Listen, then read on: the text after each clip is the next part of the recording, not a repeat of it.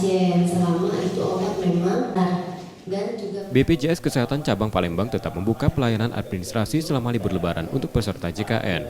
Layanan meliputi tatap muka mulai 19 sampai 21 April dan 24 sampai 25 April 2023 pukul 8 pagi hingga 3 sore, serta layanan online melalui aplikasi mobile JKN. Saat masa libur Lebaran, peserta JKN dapat mengakses layanan di seluruh fasilitas kesehatan tingkat pertama dan apabila berada di luar daerah tempat asalnya, peserta masih dapat mengakses di fasilitas kesehatan lain. Seluruh vaskes wajib menerima peserta JKN dalam kondisi darurat. Untuk masyarakat dengan penyakit kronis lebih dulu diberi obat 7 hari sebelum Lebaran. Sedangkan untuk pembayaran ada 9.555.429 kanal yang bisa dimanfaatkan peserta JKN untuk membayar iuran.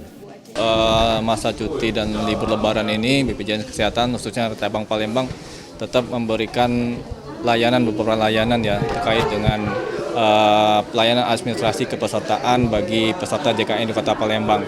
Kantor cabang dan kantor kabupaten ini akan tetap memberikan pelayanan tatap muka dan untuk selanjutnya pelayanan kesehatan juga bisa dapat diakses walaupun peserta tidak terdaftar di Paskes pertama yang terdaftar yang dipilih oleh peserta, tapi peserta bisa mengakses di FKTP yang memberikan layanan di hari libur, khususnya puskesmas, klinik yang buka di hari Lebaran.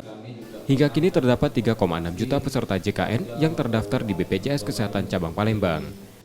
Reski Oktora, Muklas Diferensial, Kompas TV, Palembang, Sumatera Selatan.